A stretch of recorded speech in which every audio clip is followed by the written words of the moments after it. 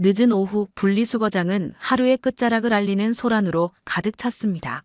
떨어지는 유리병 소리, 구겨지는 종이 소리가 어우러져 특유의 생활 교양곡을 만들어냈죠.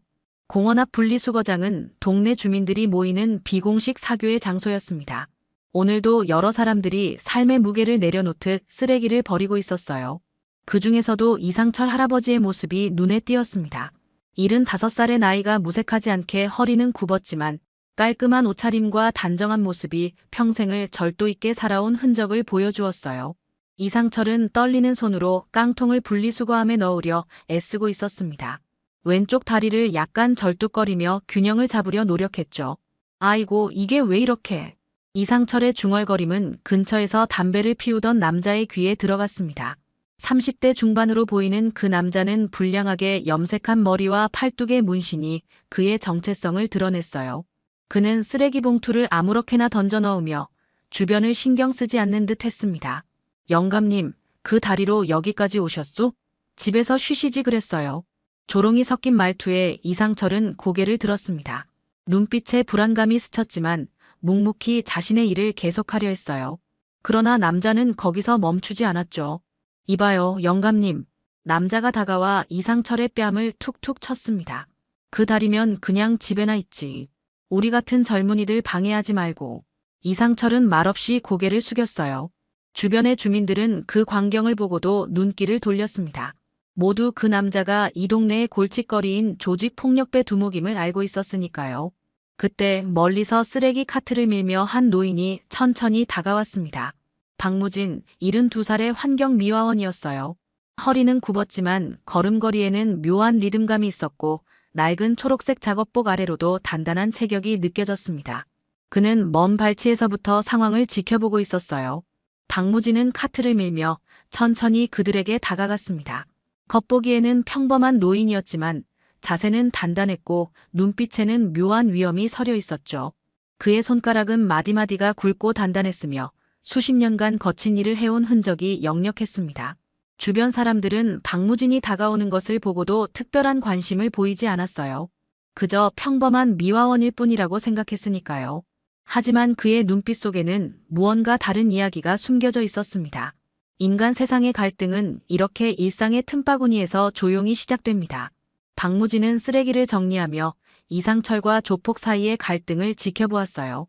사람들은 대부분 자기 일만 챙기는 법입니다. 하지만 박무진의 세계에선 그런 무관심이 용납되지 않았죠. 40여 년간 환경미화원으로 일하며 그는 사람들이 버린 것들 사이에서 살아왔습니다. 쓰레기통에 버려진 편지, 사진, 장난감들. 그것들은 모두 누군가의 삶의 조각이었어요. 여기 쓰레기가 많이 쌓였네요. 박무진이 중얼거렸습니다. 그의 목소리는 나이에 비해 또렷했고 그 말은 분명 쓰레기만을 향한 것이 아니었죠. 이상철은 떨리는 손으로 분리수거를 계속하려 했습니다. 하지만 조폭 두목의 거친 말과 행동에 노인의 어깨가 움찔거렸어요. 주변 사람들은 불편한 기색이 역력했지만 아무도 나서지 않았습니다. 공포는 그렇게 평범한 사람들의 용기를 마비시키곤 하죠. 박무진은 카트를 밀며 그들 가까이 다가갔어요. 그의 발걸음은 예순이 넘은 노인의 그것이 아니었습니다. 마치 젊은 시절 특수훈련을 받은 사람의 걸음걸이 같았죠. 균형 잡힌 체중 이동, 언제든 반응할 준비가 된 자세. 달빛도 없는 밤, 국경을 넘던 그 시절의 습관이 여전히 몸에 배어 있었습니다. 이봐, 영감님. 내가 도와드릴게요. 박무진이 이상철에게 다가가 말했어요. 조폭 두목이 비웃듯 쳐다보았습니다. 야, 청소부 영감. 내 일이나 신경 써. 박무진은 미소만 지었어요. 그의 미소는 따뜻했지만 눈빛은 차가웠습니다. 오랜 시간 감춰왔던 무언가가 그 눈빛 속에서 깨어나기 시작했죠. 쓰레기는 제자리에 버려야 합니다. 박무진이 말했어요. 그의 손에는 집게가 들려 있었고 그것은 마치 무기처럼 보였습니다. 이상철은 이 낯선 미화원을 의아하게 바라보았어요. 보통 미화원과는 다른 무언가가 있었습니다. 태도, 자세, 눈빛, 모든 것이 달랐죠. 마치 오래전 어디선가 만난 듯한 낯익은 느낌이 들었습니다. 바람이 불어 쓰레기 몇 개가 날아갔어요. 박무진은 그것들을 능숙하게 잡아냈습니다. 그의 반사신경은 나이를 무색하게 만들었죠. 주변 사람들도 그제서야 이 노인 미화원에게 시선을 돌렸어요. 긴장감이 공기 중에 감돌았습니다. 무언가 일이 벌어질 것 같은 예감이 모두의 가슴을 조여왔죠. 박무진은 조용히 카트를 정리하며 다음 상황을 준비했어요. 이제 곧 그가 수십 년간 감춰온 진짜 모습이 드러날 순간이 다가오고 있었습니다. 분리수거장의 공기가 무거워졌습니다. 이상철은 힘겹게 깡통을 분리수거함에 넣으려 애쓰고 있었어요. 손이 떨려 깡통이 바닥에 떨어졌고 그 소리에 조폭 두목의 눈초리가 더욱 날카로워졌죠.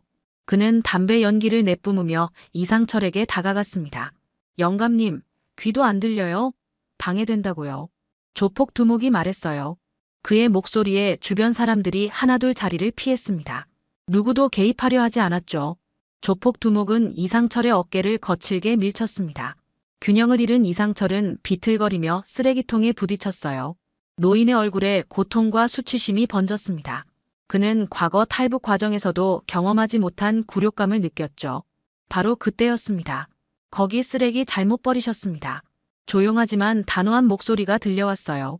박무진이 카트를 멈추고 조폭 두목을 똑바로 쳐다보고 있었습니다.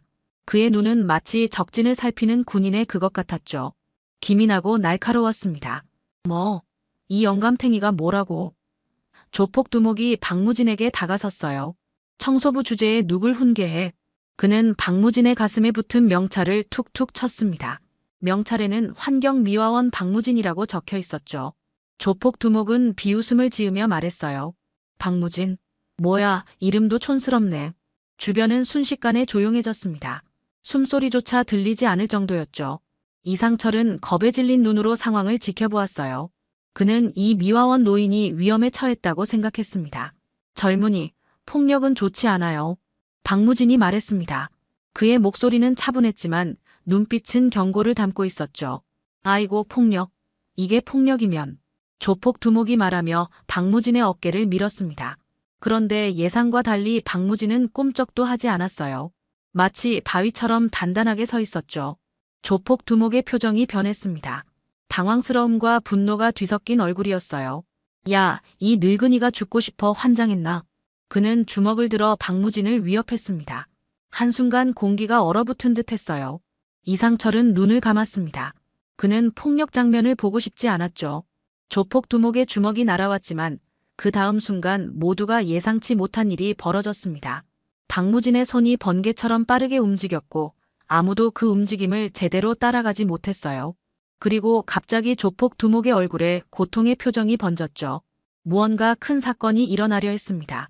분리수거장의 평화는 곧 깨어질 예정이었어요. 모두의 예상과 달리 폭력의 피해자는 박무진이 아니었습니다. 조폭 두목이 고통에 일그러진 표정으로 무릎을 꿇고 있었어요. 박무진의 손에 들린 쓰레기 집게가 조폭 두목의 손목을 정확히 짚고 있었습니다. 단 한 번의 움직임, 눈 깜짝할 사이의 상황이 완전히 역전된 것이죠. 으악, 나.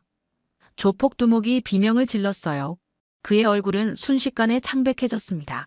단순한 집게였지만 박무진의 손에서는 무서운 무기가 되어 있었죠. 그는 조폭 두목의 힘줄을 정확히 눌러 마비시켰습니다.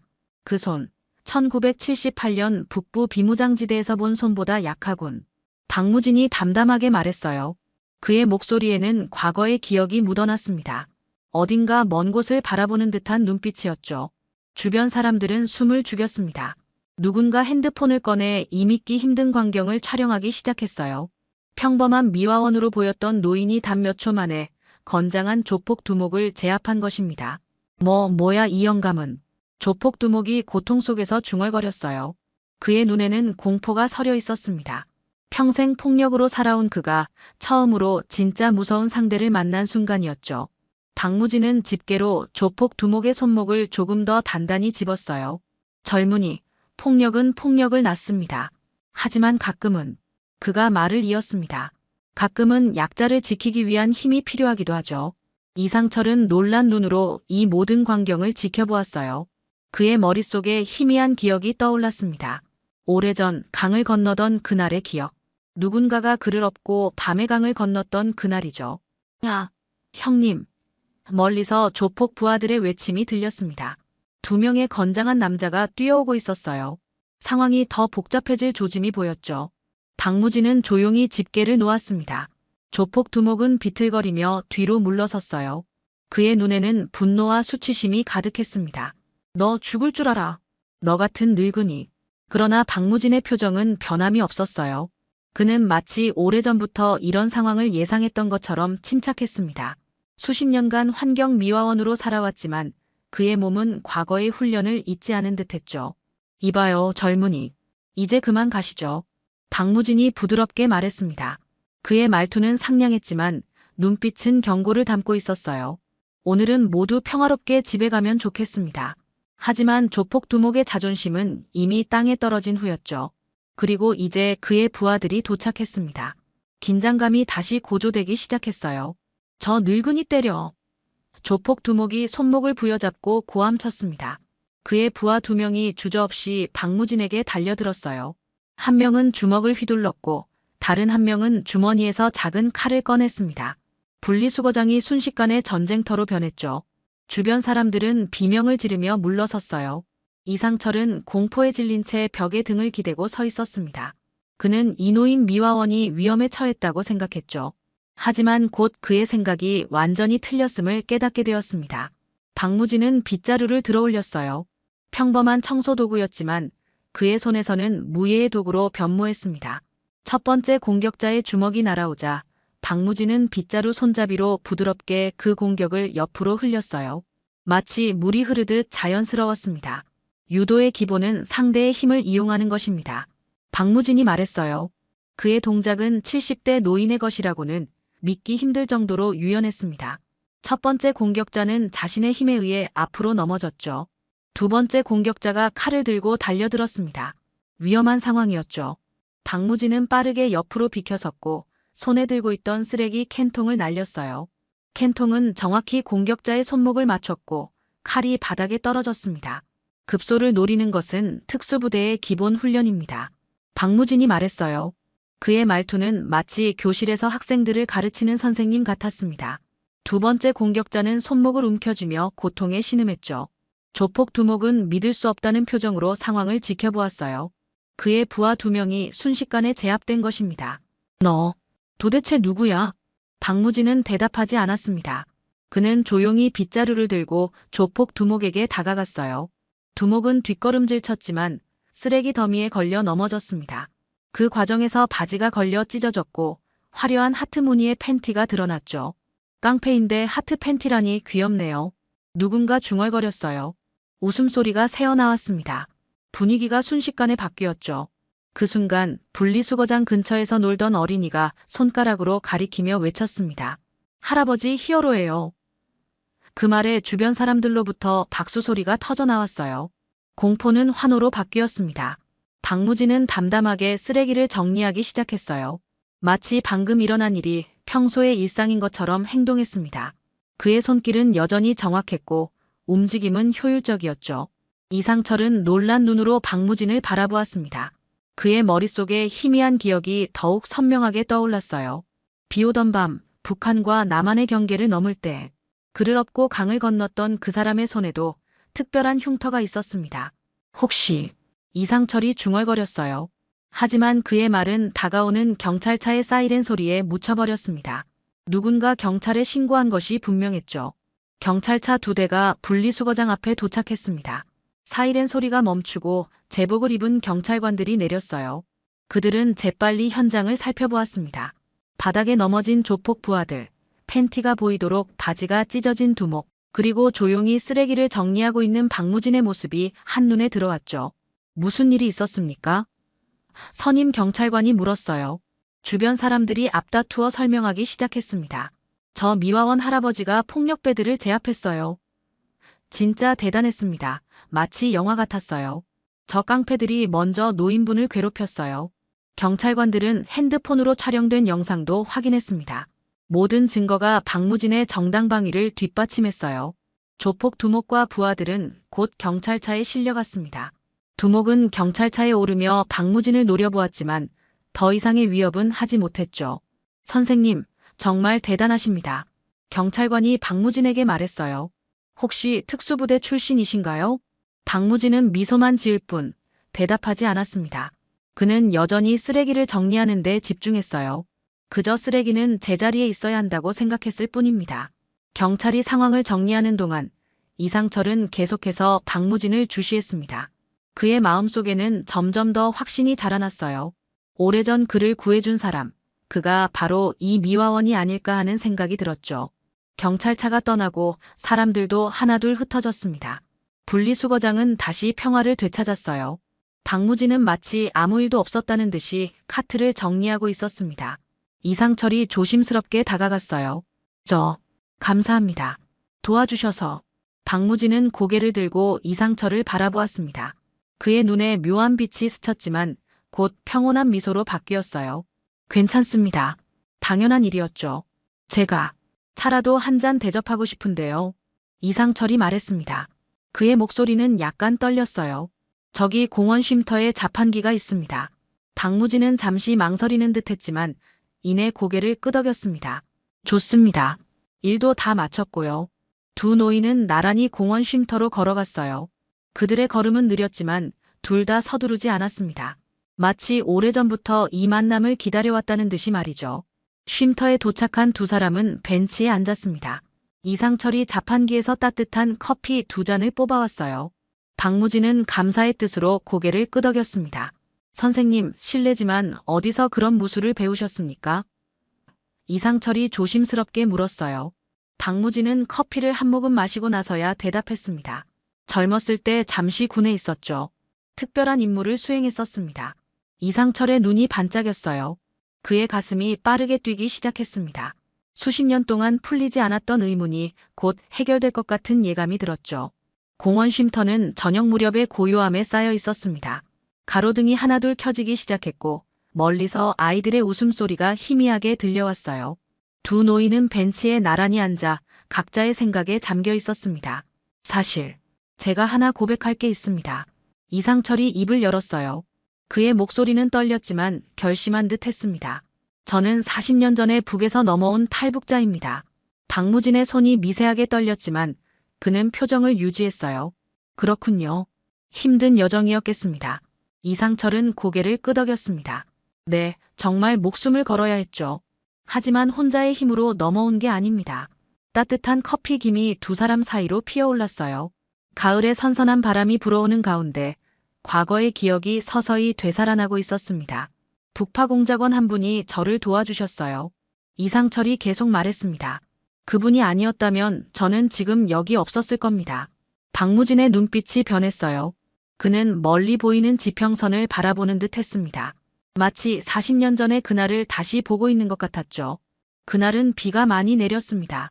이상철이 회상했어요. 어둠 속에서 그분은 저를 업고 강을 건너셨죠. 제 다리가 다쳐서 걸을 수 없었거든요. 임진강은 늘 차갑습니다. 특히 가을밤에는. 박무진이 조용히 말했어요. 그 말에 이상철의 눈이 커졌습니다.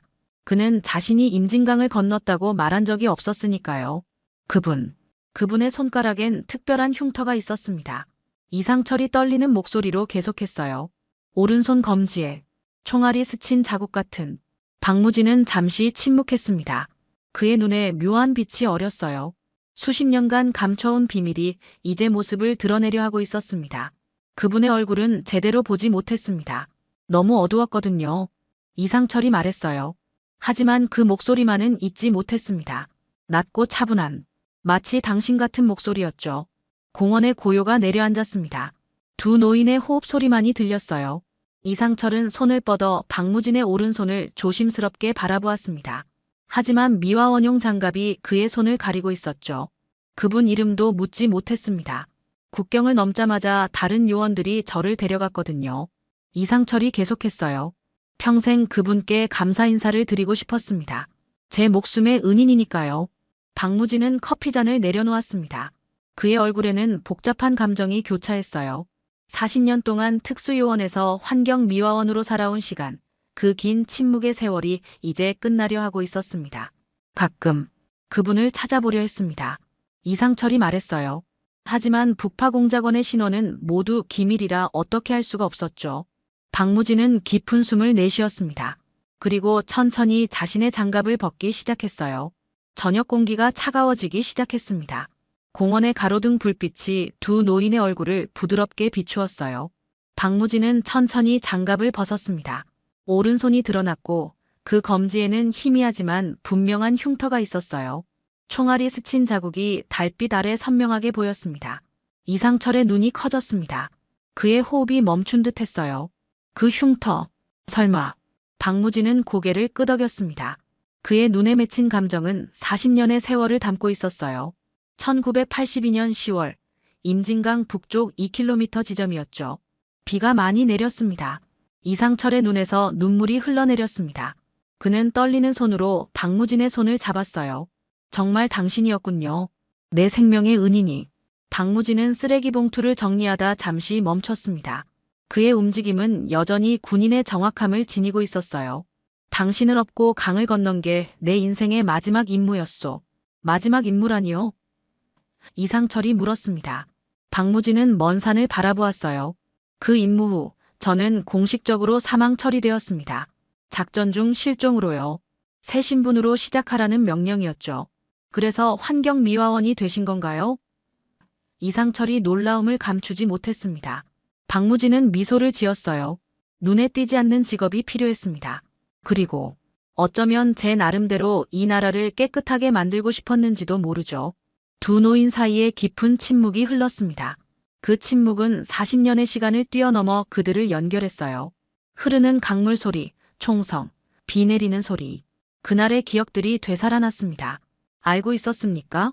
제가 그 사람인걸요? 박무진이 물었어요. 이상철은 고개를 저었습니다. 확신할 수 없었어요. 하지만 오늘 당신이 그 조폭들을 상대하는 것을 보고 그 움직임이 너무 익숙했습니다. 그리고 그 목소리. 박무진은 조용히 웃었어요. 40년이 지났는데도 기억하다니 대단하군요. 어떻게 잊을 수 있겠습니까? 내 생명을 구해준 사람인데. 이상철이 감격에 젖은 목소리로 말했습니다. 이상철은 떨리는 손으로 박무진의 손을 꼭 잡았어요.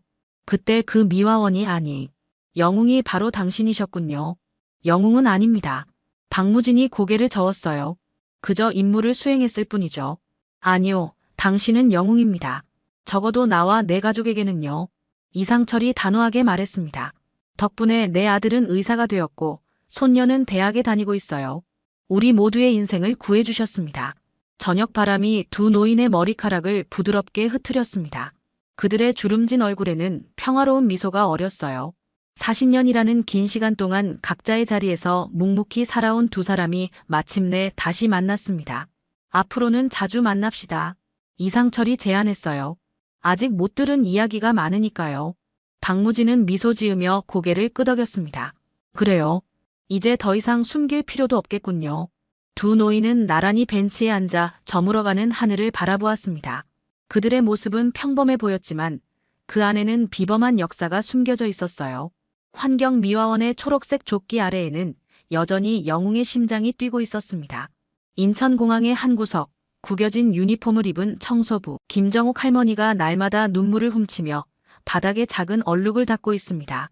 할머니는 72살의 나이가 무색하게 하루도 빠짐없이 공항으로 출근하여 누구보다도 깨끗하게 공항을 정돈합니다. 하지만 평범해 보이는 청소부 할머니에게는 놀라운 사연이 숨어 있는데요. 과연 무슨 일이 있었던 걸까요? 지금 바로 시작합니다. 야, 저 할머니 또 여기 있네. 매일 똑같은 자리만 닦는다니까. 그러게. 대체 뭘 찾는지. 좀 이상하다고 생각 안 해? 수군거리는 소리가 김정옥 할머니의 귀에 들렸지만 그녀는 아무렇지 않은 듯 계속해서 바닥을 닦습니다. 40여 년 동안 익숙해진 소리였으니까요. 정옥의 눈은 바닥이 아닌 멀리 게이트를 향해 있었어요. 오늘도 수많은 사람들이 누군가를 만나고 또 헤어졌습니다. 그 모습을 바라보는 정옥의 눈에는 깊은 그리움이 담겨 있었죠. 한때 그녀는 국제변호사로 명성을 떨쳤어요. 세계 각국을 오가며 굵직한 사건들을 맡았던 화려한 시절이 있었습니다. 하지만 그건 모두 과거의 이야기였죠. 40여 년 전 바로 이 공항에서 5살 아들을 잃어버린 후 정옥의 삶은 완전히 무너져 내렸어요. 눈 깜짝할 사이에 아이는 사라졌고 경찰과 공항 직원들이 총동원되어 찾았지만 허탕이었습니다. 그 후 남편과의 관계도 틀어져 결국 이혼했죠. 오늘도 맑은 하늘이네요.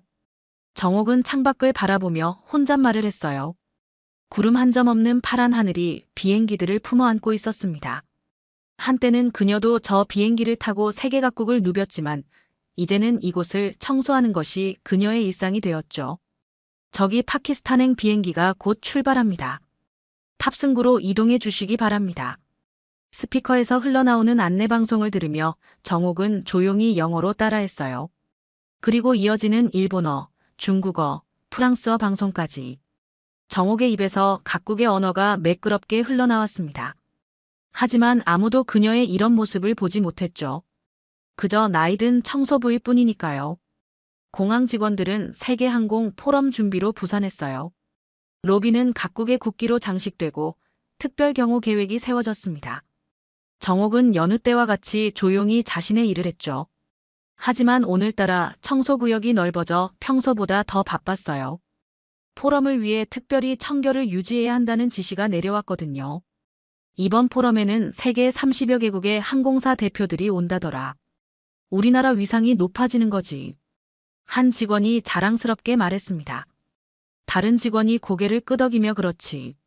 그런데 통역은 다 준비됐대. 이런 큰 행사인데 실수 없어야 할 텐데. 라고 걱정스러운 목소리로 말했죠. 정옥은 그 대화를 들으며 문득 예전 생각이 났어요. 한때 그녀도 국제회의에서 통역을 맡았던 때가 있었습니다. 영어는 물론이고 불어, 일어까지 능통했으니까요. 하지만 그건 모두 지난 이야기였죠. 지금의 그녀는 그저 공항 구석구석을 청소하는 노인일 뿐이었어요. 할머니, 여기는 내일 청소하세요. 오늘은 VIP 라운지를 특별히 깨끗하게 해주세요. 시설팀장이 건성으로 말하고는 그녀의 대답도 듣지 않고 지나갔습니다. 정옥은 한숨을 내쉬며 장비를 들고 VIP 라운지로 향했어요. 푹신한 소파와 고급스러운 인테리어가 그녀를 맞이했죠. 이곳에서 각국의 귀빈들이 회의를 준비할 것입니다. 정옥은 꼼꼼히 구석구석을 청소하면서 문득 테이블 위에 놓인 포럼 자료를 발견했어요. 세계 항공 산업의 미래와 도전이라는 제목의 자료집이었습니다. 정옥은 주변을 살피고는 잠시 그 자료를 펼쳐봤죠. 영어로 된 글을 술술 읽어내려가는 정옥의 눈빛이 반짝였어요. 전문 용어들도 어렵지 않게 이해하는 모습이었습니다. 뭐 하세요? 갑자기 들리는 목소리에 정옥은 화들짝 놀라 자료집을 내려놓았죠. 아, 죄송합니다. 청소하다가. 정옥은 당황한 기색을 감추지 못했어요. 여기서 청소만 하시면 됩니다. 자료는 만지지 마세요. 직원은 차갑게 말하고는 자료집을 가져갔습니다. 정옥은 고개를 숙인 채 다시 청소를 시작했죠. 그러나 그녀의 마음속에는 이미 읽은 내용이 선명하게 남아 있었어요. 사실 그녀는 항공 산업에 대해서도 상당한 지식을 가지고 있었습니다. 아들을 잃은 후 항공 보안과 관련된 법률을 연구했으니까요. 포럼 당일, 인천공항은 전 세계에서 모여든 항공산업 관계자들로 북적였어요. 정옥은 평소보다 1시간 일찍 출근해 행사장 주변을 깨끗이 청소했습니다. 그녀의 눈빛에는 설렘이 가득했죠. 이유는 알 수 없지만 오늘은 특별한 날이 될 것 같은 느낌이 들었어요. 비상이다. 비상. 갑작스러운 소리에 정옥은 고개를 돌렸습니다. 행사준비팀장이 직원들을 다급히 불러 모으고 있었죠. 우리 측 통역사가 교통사고로 오지 못한대. 어떡하지? 행사 시작까지 단 2시간밖에 안 남았는데. 직원들 사이에 동요가 일어났어요. 한국어와 영어는 물론 프랑스어와 일본어, 통역까지 담당할 인물이 오지 못한다는 소식에 모두가 당황한 표정이었습니다. 대체 통역사를 구할 수 없을까요? 다른 통역회사에 연락해 보시죠. 이미 해봤어요. 이 시간에 4개 언어가 가능한 통역사를 구할 수 없대요. 정옥은 조금씩 그들에게 다가갔어요. 그녀의 마음속에서는 오랫동안 억눌러왔던 무언가가 꿈틀거리기 시작했습니다. 마치 겨울을 지나 봄을 맞이한 새싹처럼 말이죠. 저기. 정옥의 작은 목소리가 혼란 속에서 간신히 들렸어요. 아무도 그녀의 말에 귀를 기울이지 않았습니다. 정옥은 용기를 내 조금 더 큰 소리로 말했죠. 제가 하면 안 될까요? 이번에는 모두가 정옥을 바라봤어요. 순간 침묵이 흐르더니 누군가 웃음을 터뜨렸습니다. 할머니, 지금 농담하시는 거예요? 우리는 지금 급해요. 그러나 정옥은 물러서지 않았죠. 저는 영어, 프랑스어, 일본어 모두 할 수 있습니다. 한때 국제 변호사로 일했거든요. 더 큰 웃음이 터져 나왔어요. 할머니, 청소나 계속하세요.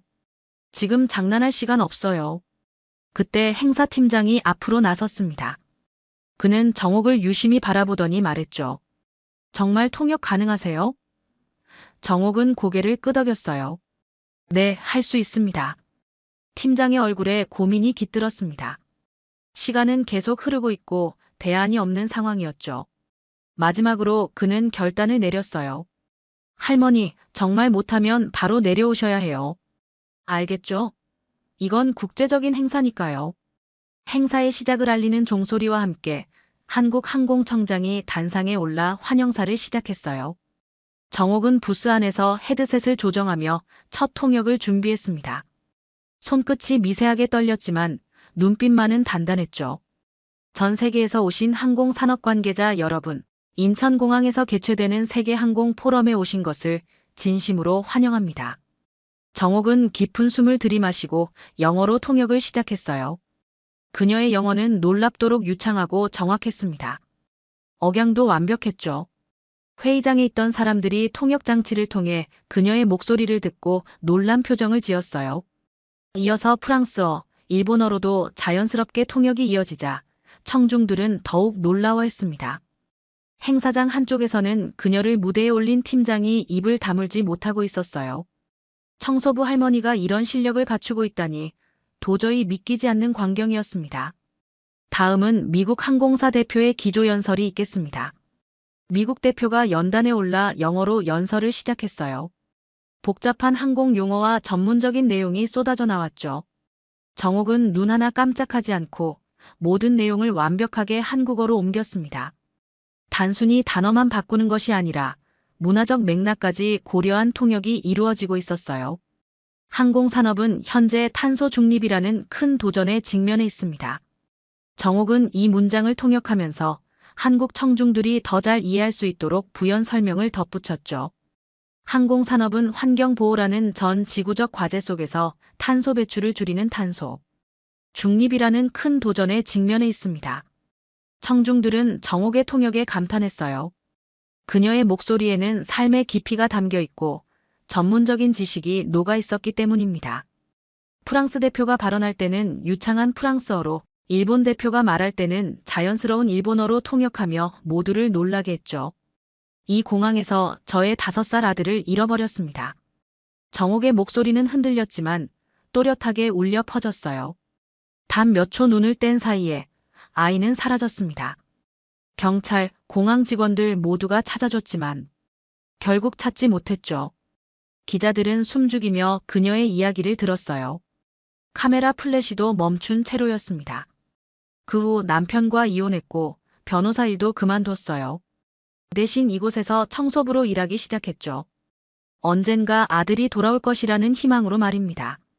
청중 속 누군가가 작게 흐느끼는 소리가 들렸어요. 정옥의 이야기는 많은 이들의 마음을 울리고 있었습니다. 매일 이곳에서 청소를 하며 출발하고 도착하는 사람들을 지켜봤어요. 40년 동안 말이죠. 정옥은 잠시 숨을 고르고 계속 말했습니다. 그 과정에서 언어 실력을 유지하기 위해 공항 안내 방송을 따라하고 외국인 승객들의 대화를 들으며 연습했어요. 시간이 많았으니까요. 그녀의 담담한 고백에 기자들은 더 많은 질문을 던지려 했습니다. 그때 행사장 한쪽에서 한 남자가 정옥을 주시하고 있었어요. 미국 항공사 델타 에일라인즈의 임원 명찰을 단 그는 50대 초반으로 보였고 정옥의 모든 말과 표정을 놓치지 않고 바라보고 있었죠.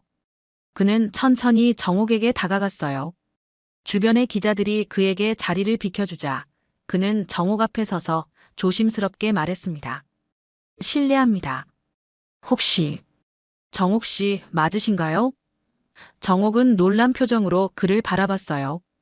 네, 맞습니다만. 그는 주머니에서 종이 한 장을 꺼냈죠. 거기에는 김정옥 국제변호사라고 적힌 오래된 명함이 붙어 있었어요. 이 이름이 맞습니까? 정옥은 명함을 바라보며 천천히 고개를 끄덕였습니다. 그건 예전에 제가 쓰던 명함이에요. 어떻게 가지고 계신 거죠? 모든 카메라 플래시가 정옥과 마이크를 향해 터졌어요. 40년 만의 극적인 재회는 순식간에 행사의 중심이 되었습니다.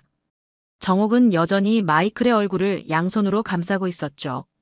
그녀의 손가락 끝으로 아들의 얼굴 윤곽을 더듬으며 꿈이 아님을 확인하는 듯 했어요. 내가 정말 내 아들이 맞구나. 정옥의 목소리가 떨렸습니다. 그토록 오랜 시간 속삭여온 말을 드디어 실제로 하게 된 것이었죠. 마이클은 정옥의 손을 부드럽게 잡으며 말했어요. 제 한국 이름이 기억나요? 어머니가 절 뭐라고 불렀는지. 정옥은 오랜 기억 속에서 그 이름을 끄집어냈습니다. 매일 밤 잠들기 전에 속삭이던 그 이름을요. 민수. 너의 이름은 민수였어. 민수. 마이클은 자신의 한국 이름을 천천히 되뇌어 봤어요. 양부모님은 제게 마이클이란 이름을 주셨지만 항상 다른 이름이 있었다고 말씀해 주셨어요. 둘 사이에 침묵이 흘렀습니다. 하지만 그것은 불편한 침묵이 아니라 40년의 시간을 메우는 깊은 이해의 순간이었죠. 어떻게 살았니? 정옥이 마침내 입을 열었어요. 그녀의 눈에는 궁금함과 두려움이 함께 담겨 있었습니다. 아들이 행복했을까, 고통스러웠을까 하는 생각이 교차하는 순간이었죠. 마이클은 미소를 지으며 대답했어요. 저는 좋은 가정에서 자랐습니다. 양부모님은 저를 정말 사랑해 주셨고 좋은 교육도 받았어요. 하버드 경영대학원을 졸업하고 지금은 델타 항공의 아시아 태평양 담당 부사장으로 일하고 있죠. 정옥의 눈에 안도의 눈물이 고였습니다.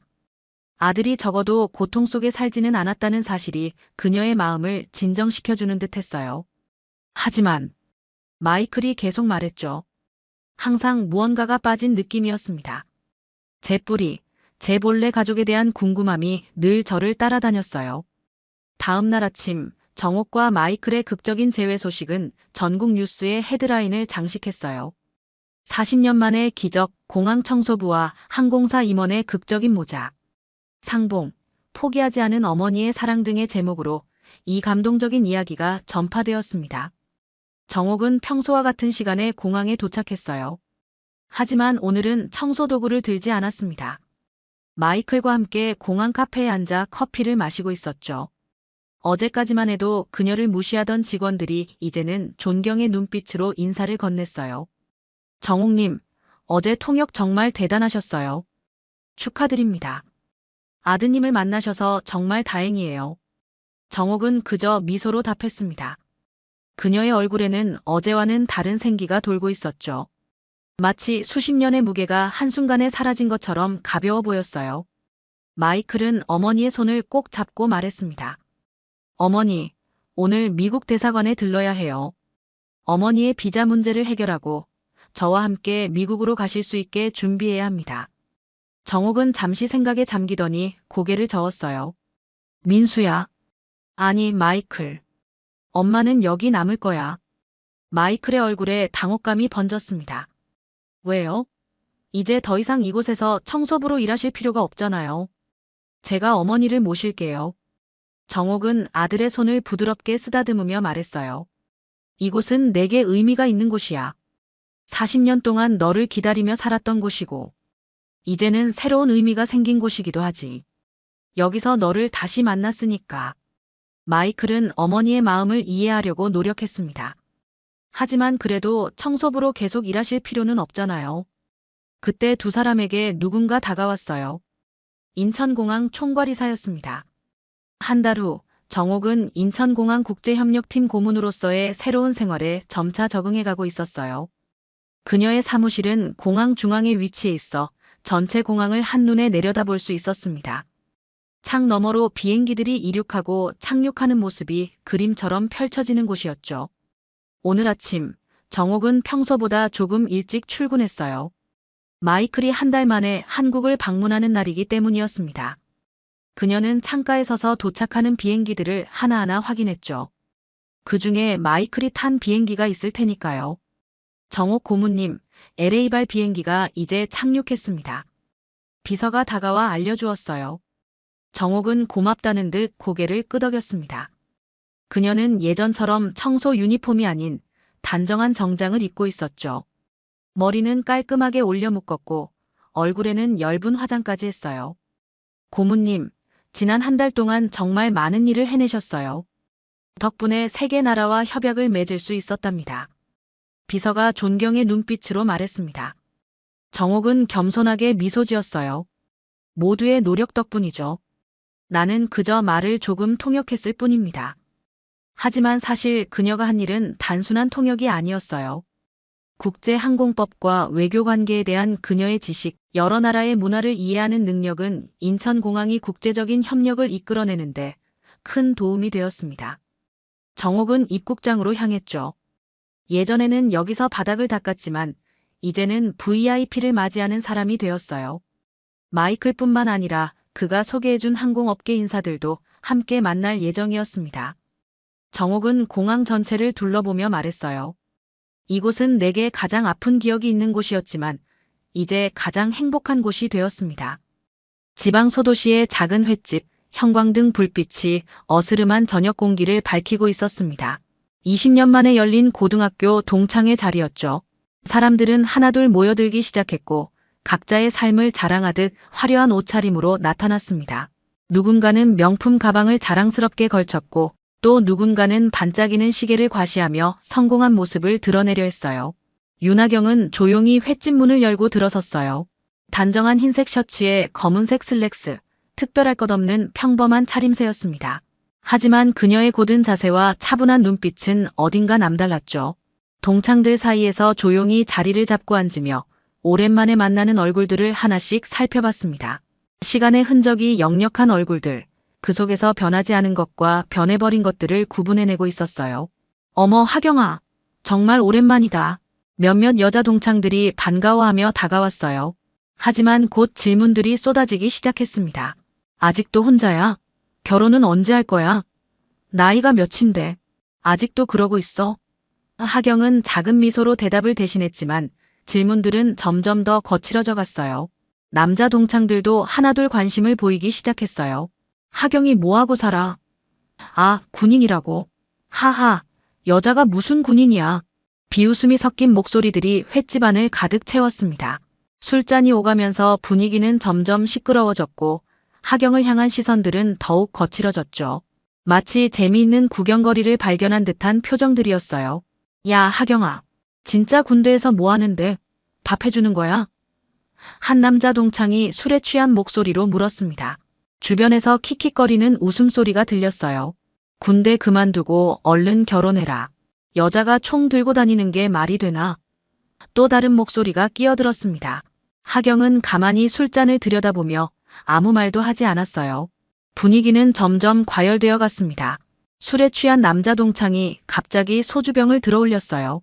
군인이면 이 정도는 참아야지. 그리고는 하경의 머리 위로 차가운 소주를 부어버렸습니다. 순간 횟집 안이 정적에 휩싸였다가 곧 폭소가 터져나왔어요. 아이고, 하경아, 미안해. 누군가 웃으며 말했지만 진심 어린 사과는 아니었습니다. 하경은 천천히 고개를 들었어요. 소주가 머리카락을 타고 흘러내렸지만 표정 하나 변하지 않았습니다. 조용히 자리에서 일어나 물기를 훔치며 차분하고 낮은 목소리로 말했죠. 내일 보자. 부대에서. 시간은 20년 전으로 거슬러 올라갔습니다. 같은 고등학교 운동장. 오후 햇살이 내리쬐는 트랙 위에서 혼자 달리고 있는 학생이 있었어요. 바로 18살의 윤하경이었습니다. 다른 여학생들이 교실에서 수다를 떨거나 화장품을 나눠 바르고 있을 때 하경은 묵묵히 운동장을 돌고 있었죠. 하경아, 또 뛰는 거야? 매일 저러고 있네. 지나가던 같은 반 여학생들이 고개를 저으며 말했어요. 하지만 하경은 신경 쓰지 않았습니다. 정해진 바퀴수를 채울 때까지 계속 달렸어요. 땀이 흘러내려도 숨이 가빠져도 멈추지 않았습니다. 목표를 정하면 끝까지 해내는 것, 그것이 하경의 방식이었어요. 달리기를 마친 후에는 철봉으로 향했습니다. 턱걸이를 하는 하경의 모습을 보며 남학생들조차 놀라워했어요. 야, 쟤 진짜 대단하다. 우리보다 잘하는 것 같은데. 하지만 곧 비아냥거리는 목소리가 따라왔습니다. 여자가 저러고 다니면 시집은 누가 가냐? 하경의 가방 속에는 늘 군사학 관련 책들이 들어있었어요. 휴식 시간마다 꺼내 읽는 모습을 본 친구들은 의아해했습니다. 너 진짜 군대 갈 거야? 남자애들도 안 가려고 그러는데. ROTC 준비한다고. 미쳤어, 정말. 친구들의 반응은 대부분 이해할 수 없다는 식이었어요. 심지어 담임 선생님까지도 하경을 불러서 말렸습니다. 하경아, 너는 공부도 잘하고 얌전한데 왜 그런 생각을 하니? 여자가 군대 가서 뭘 하겠어? 차라리 좋은 대학 가서 좋은 사람 만나는 게 낫지 않을까? 선생님의 목소리에는 진심 어린 걱정이 담겨 있었지만 하경에게는 또 다른 벽처럼 느껴졌어요. 하지만 하경의 눈빛은 흔들리지 않았습니다. 아무도 이해해주지 않는 꿈이었지만 포기할 수는 없었어요. 매일 아침 일찍 일어나 체력 훈련을 했고 밤늦게까지 군사학 책을 읽었습니다. 친구들의 무시와 어른들의 만류에도 불구하고 자신만의 길을 묵묵히 걸어갔어요. 여자가 무슨 군인이냐는 말을 수없이 들었지만 하경은 그때마다 더욱 단단해졌습니다. 남들이 불가능하다고 여기는 것을 해내고 싶었어요. 그것이 자신에게 주어진 사명이라고 생각했습니다. 결국 하경은 ROTC에 합격했고 당당히 군복을 입게 되었어요. 그 순간의 뿌듯함과 자부심은 지금도 생생히 기억나고 있었습니다. 다음 날 아침, 이른 새벽부터 여러 군부대에서는 긴급 연락이 오가기 시작했습니다. 어제 동창회에 참석했던 동창들의 남편들, 현역 군인들에게 일제히 호출 명령이 떨어졌어요. 부사관부터 영관급 장교까지 계급은 다양했지만 모두 같은 내용의 긴급 소집 명령을 받았습니다. 여보, 갑자기 부대에서 연락 왔어. 제3군단 사령부 상황실로 8시까지 출두하라네. 한 아내가 당황스러운 표정으로 남편을 바라봤어요. 무슨 일이야? 훈련도 아닌데 왜 갑자기? 남편 역시 이해할 수 없다는 표정이었습니다. 평소 같으면 미리 공지가 있을 텐데 이렇게 갑작스러운 소집은 처음이었거든요. 비슷한 상황이 여러 집에서 동시에 벌어졌습니다. 긴급 상황인가 봐. 뭔가 큰일이 생긴 것 같아. 설마 북한에서 뭔가 했나? 이 추측만 난무했지만 정확한 상황을 아는 사람은 아무도 없었어요. 군인 남편들은 서둘러 정복으로 갈아입고 부대를 향해 떠났습니다. 제3군단 사령부는 위험 있는 건물이었어요. 평소에는 출입이 엄격히 통제되는 곳이었지만 오늘은 호출받은 장교들과 부사관들이 하나둘 모여들고 있었습니다. 서로 눈을 마주치며 왜 불렀을까? 라는 의문의 눈빛을 주고받았죠. 모두들 긴장한 표정이었어요. 상황실 앞에 도착한 군인들은 줄을 서서 입장을 기다렸습니다. 평소보다 삼엄한 분위기였어요. 경비 병력도 늘어난 것 같았고 모든 것이 비상 상황처럼 느껴졌습니다. 도대체 무슨 일인지 모르겠네. 이런 소집은 처음이야. 속삭이는 목소리들이 복도에 흘렀어요. 드디어 입장 명령이 떨어졌습니다. 문이 열리고 하나씩 회의실로 들어가기 시작했어요. 넓은 회의실 정면에는 한 명의 군인이 서 있었습니다. 등을 돌리고 있어서 얼굴은 보이지 않았지만 깔끔하게 다려진 정복과 고든 자세가 인상적이었어요. 모든 인원이 입장을 완료하자 정면에 서 있던 인물이 천천히 돌아섰습니다. 순간 회의실 안의 공기가 얼어붙었어요. 깔끔하게 올린 머리, 차분한 눈빛, 그리고 어깨에 빛나는 별 2개. 바로 사단장 윤하경이었습니다. 사단장 윤하경입니다. 착석하십시오. 차분하지만 위험 있는 목소리가 회의실을 가득 채웠어요. 호출받은 군인들 중 몇몇은 어제 동창회에서 자신의 아내가 하경에게 했던 말들을 떠올리며 식은땀을 흘리기 시작했습니다. 특히 소주를 부었던 그 남자의 남편은 얼굴이 새하얗게 질렸어요. 하경은 침착하게 자리에 앉으며 모든 이들을 천천히 둘러봤습니다. 그 시선이 닿는 곳마다 긴장감이 배가 되었어요. 어제 민간인 모임에서의 불미스러운 일에 대해 보고받았습니다. 직접적으로 언급하지는 않았지만 모두가 무슨 일인지 알 수 있었습니다. 회의실 안의 정적이 계속되었습니다. 윤하경 사단장의 시선이 한 명씩 천천히 훑어가자 호출받은 군인들의 표정은 점점 더 경직되어 갔어요. 그들 중 누구도 감히 먼저 입을 열지 못했습니다. 사단장이라는 계급의 무게가 회의실 전체를 짓누르고 있었거든요. 하경은 서류를 한 장씩 넘기며 말했습니다. 군인의 품위는 군 내부에서만 지켜지는 것이 아닙니다. 군 외부에서도 심지어 가족들의 행동을 통해서도 나타나죠. 목소리는 여전히 차분했지만 그 안에 담긴 의미는 무겁게 다가왔어요. 모든 사람이 자신의 자리에서 미동도 하지 않고 있었습니다. 어제 동창회에서 가장 심하게 놀렸던 여자의 남편인 김중령은 등에 식은땀이 흘러내리는 것을 느꼈어요. 아내가 집에 와서 자랑하듯 말했던 이야기들이 하나씩 떠올랐습니다. 하경이한테 제대로 한마디 해줬어. 여자가 뭔 군인이냐고. 그때는 아내의 말이 통쾌하게 들렸는데 지금은 그 모든 말들이 부메랑이 되어 돌아온 기분이었어요. 하경은 계속해서 말했습니다. 군인 가족들의 언행 역시 우리 군의 명예와 직결됩니다. 특히 현역 군인의 배우자라면 더욱 신중해야 하죠. 어제 이를 직접적으로 언급하지는 않았지만 회의실에 있는 모든 사람들이 무엇을 의미하는지 정확히 알고 있었어요. 암묵적인 경고였습니다. 박 대위는 손바닥에 잔뜩 땀이 차는 것을 느꼈어요. 아내가 하경이 아직도 혼자래. 불쌍하지 않아? 라고 했던 말이 귓가에 맴돌았습니다. 그때는 단순한 걱정으로 들렸는데 지금 생각해보니 그것도 결국 무례한 간섭이었던 것 같았어요. 사단장 앞에서 이런 생각을 하고 있다는 것 자체가 부끄러웠습니다. 하경의 눈빛은 여전히 고요했어요. 분노나 감정의 동요는 전혀 보이지 않았습니다.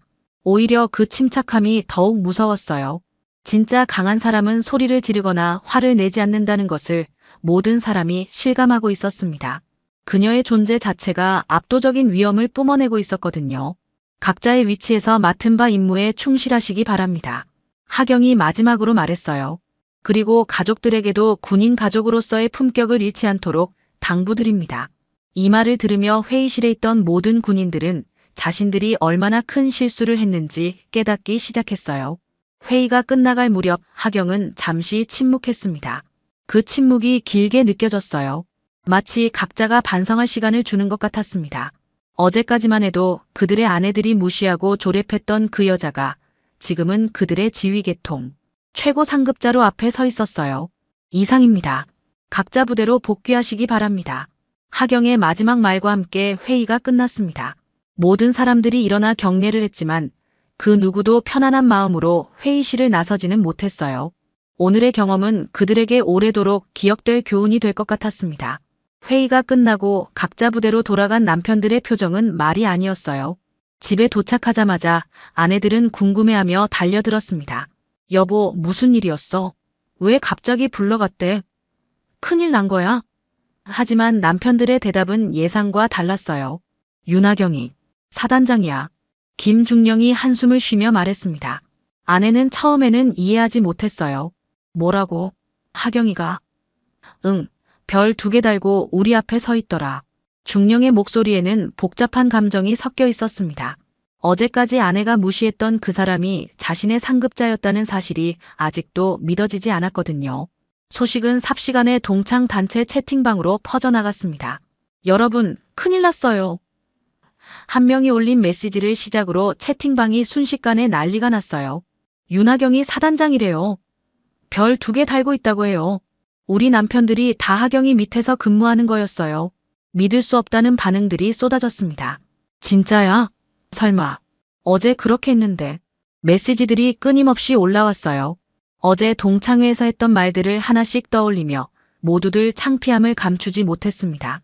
특히 소주를 부었던 남자의 아내는 아예 채팅방에 접속조차 하지 못하고 있었어요. 나 진짜 바보였나 봐. 한 동창이 메시지를 올렸습니다. 하경이한테 결혼하라고 그렇게 말했는데 우리가 뭘 한 거야 정말.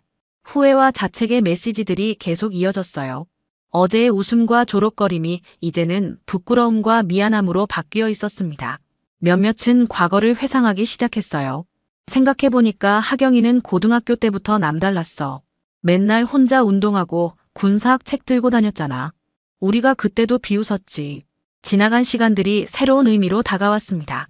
그때는 이상하다고 생각했던 하경의 행동들이 지금 보니 얼마나 대단한 의지력이었는지 깨달았어요.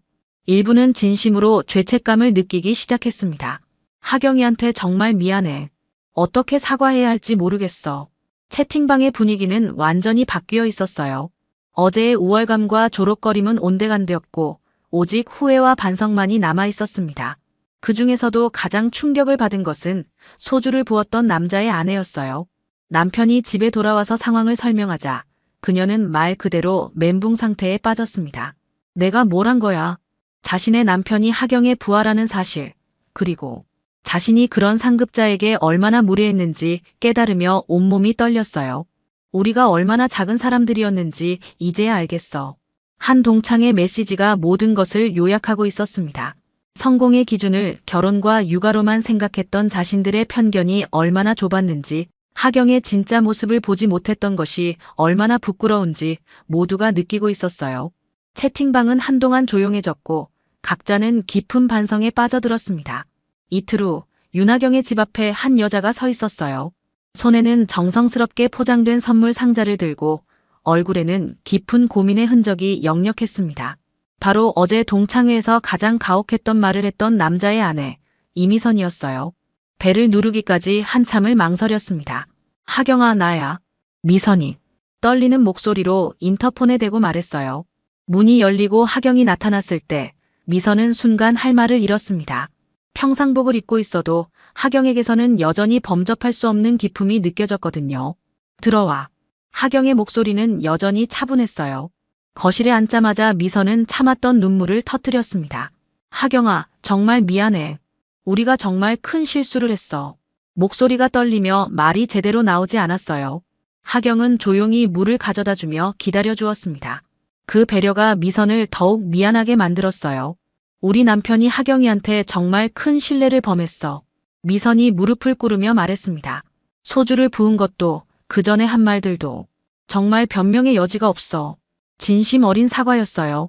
하경의 진짜 모습을 알고 난 후 자신들이 얼마나 어리석었는지 뼈저리게 느끼고 있었거든요. 하경은 말없이 미선을 바라봤어요. 분노나 원망의 표정은 전혀 없었습니다. 오히려 안쓰러워하는 듯한 눈빛이었어요. 어릴 땐 우리도 정말 미쳤던 것 같아. 미선이 계속해서 말했습니다. 하경이가 군인 된다고 했을 때도 비웃었고 이해하려고 하지도 않았어. 그때 우리가 하경이를 얼마나 힘들게 했는지 이제야 알겠어. 미선의 목소리에는 진심 어린 후회가 담겨 있었어요. 고등학교 시절부터 지금까지 하경이 얼마나 외로운 길을 걸어왔는지 생각하니 마음이 아팠습니다. 우리는 편견에 사로잡혀서 하경이의 진짜 모습을 보지 못했어. 하경은 천천히 자리에서 일어나 신발장으로 갔어요. 거기에는 깔끔하게 정리된 군화 한 켤레가 있었습니다. 말없이 군화끈을 조이며 한마디 했어요. 그땐 나도 어렸지. 목소리는 여전히 차분했지만 그 안에는 오랜 시간 쌓인 감정들이 담겨 있었어요. 근데 지금은 책임을 져야 하는 자리에 있어. 하경이 계속 말했습니다. 군화끈을 조이는 손길이 자연스러웠어요. 아마도 수없이 반복해온 일상의 한 부분이었을 거예요. 군인이라는 것은 개인의 감정보다 더 큰 것을 지켜야 하는 일이거든. 미선은 하경의 말을 들으며 더욱 숙연해졌어요. 어제까지도 자신들이 얼마나 작은 세상에서 살고 있었는지 깨달았습니다. 결혼과 육아가 전부인 줄 알았던 삶이 하경 앞에서는 얼마나 보잘것없어 보이는지 느꼈어요. 하경아, 정말 대단해. 우리가 감히 뭐라고 할 수 있는 사람이 아니었어. 하경은 군화끈을 다 조이고 일어섰어요. 과거는 과거야. 우리 모두 그때와는 다른 사람이 되었잖아. 그 말에는 용서와 이해가 담겨 있었습니다. 하지만 동시에 이제는 서로 다른 위치에 서 있다는 현실에 대한 인정도 포함되어 있었어요. 미선은 그 말의 깊은 의미를 충분히 이해할 수 있었습니다. 며칠 후 하경은 혼자 차를 몰고 옛 학교를 찾았어요. 20년 만에 다시 찾은 모교는 많이 달라져 있었습니다. 새로 지어진 건물들이 늘어서 있었고 운동장도 예전보다 훨씬 넓어져 있었어요. 하지만 그 가운데 있는 철봉만큼은 여전히 그 자리에 그대로 서 있었습니다. 텅 빈 운동장을 천천히 걸으며 하경은 과거를 떠올렸어요. 매일 이곳에서 혼자 달렸던 기억들, 친구들의 시선을 받으며 턱걸이를 했던 순간들이 생생하게 되살아났습니다. 그때는 왜 그렇게 외로웠을까 싶었지만 지금 생각해보니 그 외로움이 자신을 더 강하게 만들어준 것 같았어요. 철봉 앞에 서서 위를 올려다봤습니다. 예전보다 낮아 보였어요. 아니, 자신이 커서 그런 것일 수도 있었습니다. 손을 뻗어 철봉을 잡아보니 여전히 차가운 감촉이 느껴졌어요. 이곳에서 흘렸던 땀방울들, 참았던 눈물들이 모두 지금의 자신을 만들어낸 소중한 재료였다는 생각이 들었습니다. 사단장님, 여기서 훈련하셨습니까? 갑자기 뒤에서 목소리가 들렸어요. 돌아보니 젊은 군인 한 명이 경례를 하며 서 있었습니다. 이 지역 부대 소속인 듯 했어요. 하경을 알아본 것 같았습니다. 아, 안녕하세요. 하경이 가볍게 손을 들어 인사했어요. 제가 이 학교 졸업생인데 사단장님께서 여기 출신이시라는 얘기를 들었습니다. 젊은 군인의 목소리에는 존경심이 가득했어요. 정말 대단하세요. 여기서 그런 분이 나오셨다니. 하경은 작은 미소를 지으며 고개를 끄덕였습니다. 후배를 만난 것이 반가웠어요. 그땐 내가 군인도 아니었지. 하경이 철봉을 바라보며 말했어요. 다만 되고 싶었을 뿐이야. 그 말에는 깊은 감회가 담겨 있었습니다. 꿈을 가졌던 소녀가 그 꿈을 이뤄낸 지금의 모습까지 모든 여정이 이 한마디에 압축되어 있었어요. 젊은 군인은 감동한 듯 말했습니다. 저도 여기서 공부할 때 철봉 운동 많이 했는데 사단장님도 그러셨군요. 응, 매일 했어. 아무도 이해 못했지만 하경의 목소리에는 그때의 외로움과 지금의 자부심이 함께 녹아 있었어요. 하늘을 올려다보니 구름이 천천히 흘러가고 있었어요. 시간도 저 구름처럼 흘러갔구나 하는 생각이 들었습니다. 그 긴 시간 동안 포기하지 않고 꿋꿋이 버텨온 자신이 새삼 대견했어요. 어제 동창회에서의 일도 미선의 사과도 모두 지나간 일이 되었습니다. 사단장님 같은 분이 계셔서 든든합니다. 젊은 군인이 진심으로 말했어요. 하경은 그 말에 고마움을 느꼈습니다. 자신의 존재가 누군가에게는 희망이 되고 있다는 것을 알았거든요. 열심히 해.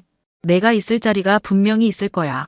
운동장을 떠나기 전 하경은 마지막으로 철봉을 한 번 더 바라봤어요. 이제 이곳은 아픈 기억의 장소가 아니라 꿈을 키웠던 소중한 출발점이 되었습니다. 그 소녀의 꿈이 현실이 된 지금, 새로운 꿈을 꾸는 사람들에게도 희망을 줄 수 있는 사람이 되고 싶었어요. 차에 오르며 하경은 조용히 미소 지었습니다. 다음 날 새벽 제3군단 훈련장에는 이른 아침부터 분주한 움직임이 시작되었어요. 오늘은 사단 차원의 대규모 연합훈련이 예정된 날이었습니다. 각 부대에서 파견된 장교들과 부사관들이 하나둘 집결하기 시작했고 그 중에는 며칠 전 상황실에서 만났던 동창들의 남편들도 포함되어 있었어요. 훈련장 한쪽에서는 윤하경 사단장이 직접 상황을 점검하고 있었습니다. 정복 차림의 하경은 각 부대의 준비 상황을 차례로 둘러보며 세심하게 확인했어요. 그녀의 움직임 하나하나에는 군인다운 정확성과 지휘관다운 카리스마가 묻어났습니다. 멀리서 지켜보는 장교들은 저절로 긴장하게 되었어요. 각 부대 준비 완료 보고하십시오. 하경의 명령이 떨어지자 각 부대장들이 차례로 보고를 올렸습니다. 1대대 준비 완료. 2대대 준비 완료. 우렁찬 목소리들이 훈련장에 울려 퍼졌어요. 하경은 각 보고를 들으며 고개를 끄덕였습니다. 모든 것이 완벽하게 준비되어 있었어요. 훈련이 시작되자 하경은 후방 지휘소에서 전체 상황을 통제했어요. 무전기를 통해 들려오는 각 부대의 보고를 듣고 즉석에서 적절한 지시를 내렸습니다. 3대대는 좌측으로 우회하십시오. 포병 지원 요청합니다. 그녀의 명령은 정확하고 신속했어요. 경험에서 우러나오는 판단력이었습니다. 김중령은 자신의 부대를 지휘하면서도 계속 하경의 모습을 의식하게 되었어요. 며칠 전까지만 해도 아내가 무시했던 그 사람이 지금은 자신을 포함한 모든 부대를 통솔하고 있었습니다. 그 모습을 보며 진짜 리더십이 무엇인지 새삼 깨달았어요. 소리를 지르거나 위세를 부리지 않아도 존재 자체로 모든 사람을 움직이게 만드는 힘이었습니다. 훈련 중반 예상치 못한 상황이 발생했어요. 한 부대에서 장비 고장으로 인한 지연이 생긴 것입니다. 2대대 상황 보고하십시오. 하경의 목소리는 여전히 침착했어요. 당황하지 않고 즉석에서 대안을 찾아내는 모습이 인상적이었습니다. 3대대에서 지원 가능한 장비 파견하십시오.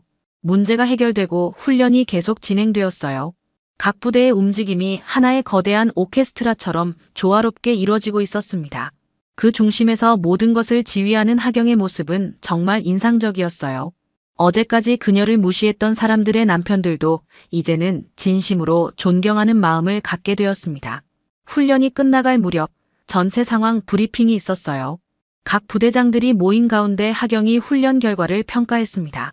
오늘 훈련에서 보여준 여러분의 노력에 감사드립니다. 그녀의 말에는 진심 어린 격려가 담겨 있었어요.